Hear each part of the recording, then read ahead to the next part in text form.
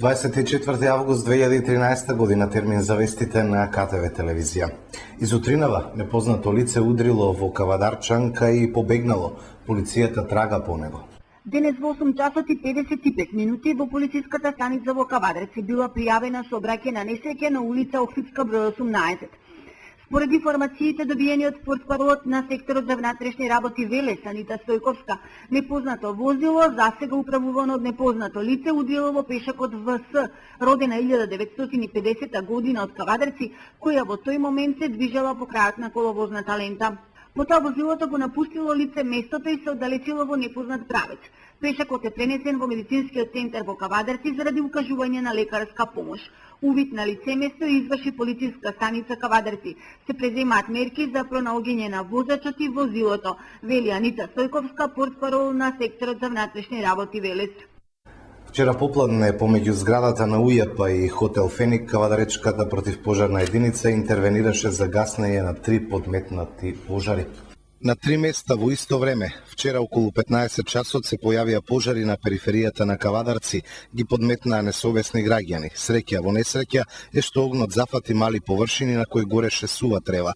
Првиот пожар избувна позади зградата на хотел Фени, вториот кај зградата на управата за јавни приходи и третиот од спротивната страна на патот каде што почнуваат лозовите насади на Кавадарчани. Двете згради, хотелската и најавната институција, се наоѓаат една до друга. Еден час траеше интервенцијата на пожарникарите од противпожарната единица во Кавадарци. Тие пожарите ги ставија под контрола за 40 на минути, а потоа околу 16 часот и целосно ги изгасна.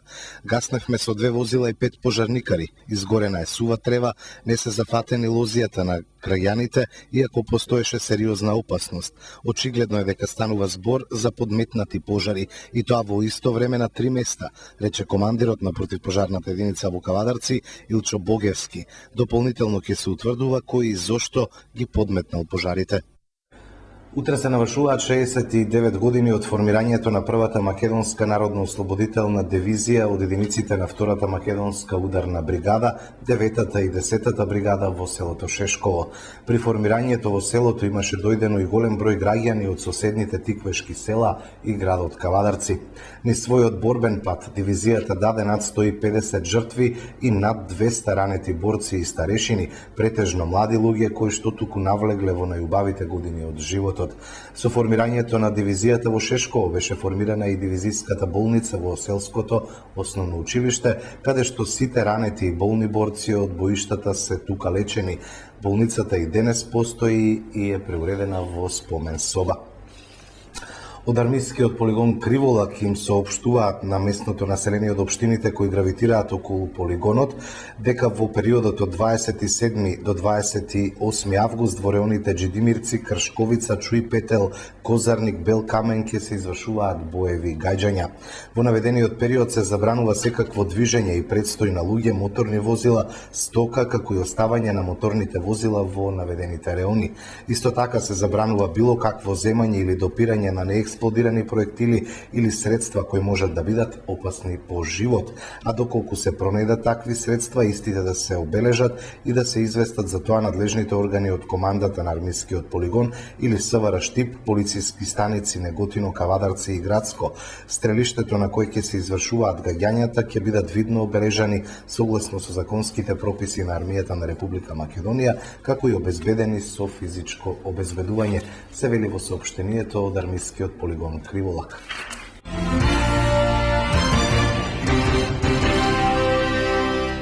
Успение на Пресвета Богородица, Голема Богородица, 28 август е неработен ден за верниците од православна вероисповед, информира од Министерството за труд и социјална политика.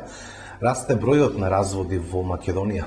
Бројот на склучените бракови во второто 3 месечие од оваа година е намален за 4,4% во споредба со истиот период лани, изнесува 3335 бракови, додека пак разведените бракови во истиот период од годината се зголемени и нивниот број изнесува 684, покажуваат податоците од Државниот завод за статистика.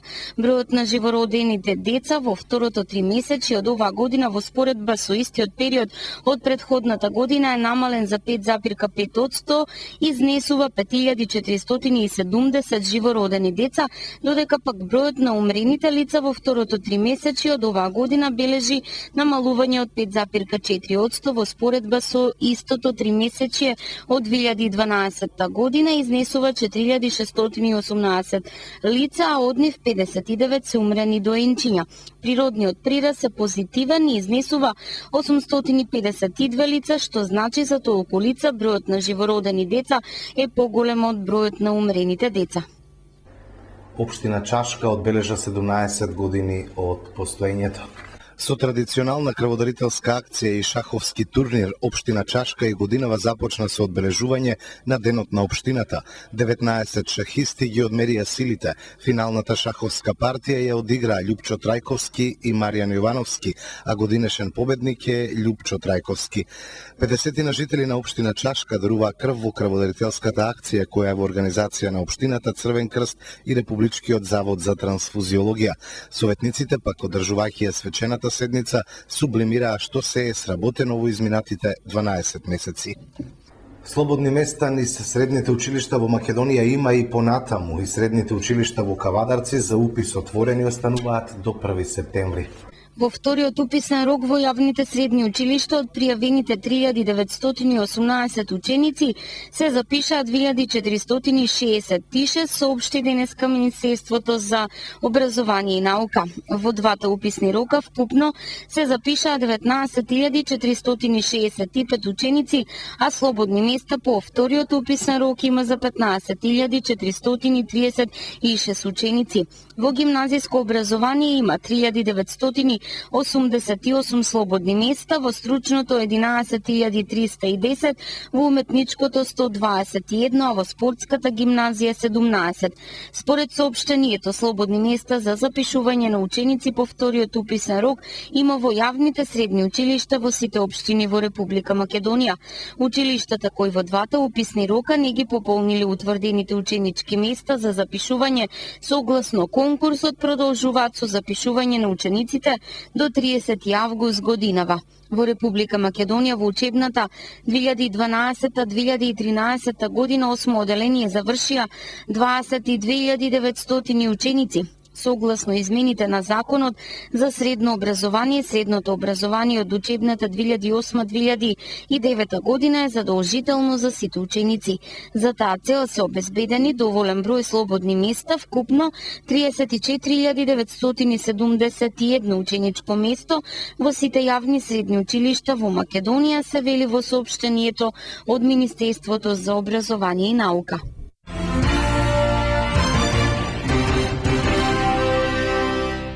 Задоволен од изложбата која што ја имаше во Њујорк е директорот на Домот на културата Иван Мазов Климе Кавадарци, Владимир Темков. Тој во вестите на КТВ ги пренесува импресиите од гостувањето во Њујорк. Ова вечер имам посебна чест да се обратам пред кавадаречката ликовна публика пред се и да кажам дека пред неполни 24 часа пристигнав од Њујорк, каде што беше презентирана мојата прва самостојна изложба на овие простори. И веднаш да ви кажам дека моите импресии се огромни, затоа што се наоѓа во центарот на светската култура, на Менхетан, на една од најубавите галерии, каде што се креира светската политика во делот на ликовната уметност. Место каде што се случуваат сите светски настани од ликовната уметност и место каде што се наоѓа една од најголемите музеи и галериски поставки МОМА, значи музејот на модерната уметност на светот, Метрополитен, кој што е пандан на Лувар, на францускиот музеј Лувар, и во кој што се наоѓаат исто така збирките на најпознатите светски ликовни уметници. И сега кога ги сумирам резултатите, чувството за она што го видов таму и она што се случува овде во Македонија се огромни и јас како автор би посакувал да секој од моите колеги го осети ова чувство, го види ова и го посети барам еднаш во животот Њу Йорк, односно метрополитен, и го осети сите тие благодети кои што ги пружа една оваква светска метропола. Веднаш да ви кажам дека Њу Йорк и метрополитен и Менхетан се место каде што на секоја минута се случуваат нови изложби, нови отварања. Значи, како што претходно кажав, тоа е центар на светската уметност и буквално од целиот свет се наоѓаат и претендираат уметници да ги излагаат своите дела, така да се што се понудува на оваа критика, на оваа јавност, апсолутно е се прифанато и сето тоа го гледаат од агол на пренесување на идеите и на чувствата од средината од кое што доаѓа авторот. Така да јас мислам дека јас како автор многу добро го представив делот на македонската ликовна уметност и нејзините придонеси во развојот на европската и севкупно на светската ликовна култура. Неготинка после 25 години преку Фејсбук ги пронајде своите внуки. После цели 25 години Билјана Данова од Неготино благодарение на Фејсбук ги пронајде своите внуки од полусестра, која своевремено се омажила за албанец. Врските се прекинале по некое време, откако полусестрата и починала на Косово, а нејзиниот сопруг и керките заминале по подобар живот во Германија. Целата приказна всушност се врти околу 16 годишната девојка Велика, која се влюбила во албанец од Косово кој работел на мост во Неготинско и покрај противењето на таткото и ќотекот што го добивала како казна за недозволената љубов, таа заминала бегалка. Разочараниот татко тогаш револтот почнал да го изразува кон нејзината мајка. Мајката решила да го напушти сопругот заради малтретирањето. Подоцна се премажила и од вториот брак сум се родила и јас, започна да ни раскажува Билјана. Велика и нејзиниот сопруг почнале да доаѓаат со своите деца на гости во Неготинско пепелиште кај што живеела тогаш мајка ѝ, но за жал на само 33 години заболела од рак и починала. Нејзините се преселиле во Германија. Поради сменети адреси, врската меѓу двете семејства се прекинала. Ќерката на Билјана Елена, која студира новинарство, пред околу 3 месеци направи вистинска потрага по роднините на интернет. Единствените фотографии кои ги имале од роднините го обиколија светот. Моите пријатели албанци ми го преведува Фејсбук огласот на албански. Постојано додавав за пријатели на социјалната мрежа луѓе со слични листи идентитети како моите роднини, кои никогаш во животот ги немав видено. Најпосле ги најдов. Се видовме и се слушнавме на Скајп. Беше толку шокантно. Сите плачевме. Сега редовно контактираме, ретко кој од нив знае српско-хрватски од школувањето на Косово, со помладите комуницираме на англиски. Но и моите братучетки запаметиле по нешто македонски, не заборавиле се, а и ние се трудиме да научиме по некој збор на албански, ми каже Елена. Ќерките на Велика се омажени и имаат своји фамилии во Германија. Спомените за овој крај никогаш не исчезнале од нивните мисли. Тие и денес со восхит зборуваат за деновите поминати покрај реката Вардар, за пешачењето од автобуската станица во Неготино до пепелишта, открива Билјана. На Данови им е најмногу криво, само што мајка и на Велика не успеала да ги види внуците од Велика за последен пат пред да умре, а толку многу копнеела по таа средба. И сега живееме во општество преполно со омраза, стереотипи, предрасуди. Многу е важно што ќе речат комшиите, но во тоа време било уште полошо. Ако некоја девојка се омажала за албанец, цела фамилија била во голем срам. Тешки денови биле тоа за мојата полусестра и за мајка ми. Среќна сум што сите ние можеме да заборавиме на проблемите од минатото и конечно да се свртиме кон иднината, ни рече Билјана Данова. Свети Николскиот театар синоќа гостуваше на неготинската сцена. Во рамките на втората фаза од традиционалниот проект Топол културен бранд 2013, во организација на Центарот за култура Ацо Ѓорчев Неготино, Министерството за култура и Општина Неготино, вчера вечер со почеток во 20 часот и 30 минути градскиот театар сцена 71 од Свети Николе ја одигра представата Живеј Дурси млад. Приказната во театарската представа зборува за меѓусебните неверства на младите брачни парови, но и за апсурдноста на општествено-политичкиот живот на луѓето од елитата. Во дејството се испреплетени и двете најспротивни општествени класи, богатите, префинетите луѓе и оние од најниско скалило, обичните работници. Сите актери во представата се аматери, но со подолгогодишно искуство. Тие коментираат дека зад себе имаат еден куп аматерски представи. Велат дека ова им го исполнува животот, а на штиците што живот значат им нема замена.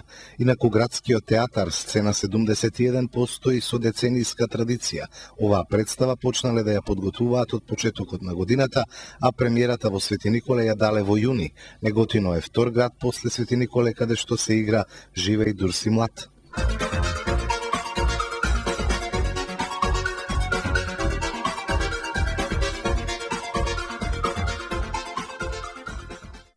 Времето утре претежно сончево и топло со температура до 35 степени, УВ индекс 7. Информацијата за времето беше последна во саботното издание на вестите. Имајте пријатни мигови со нашата програма.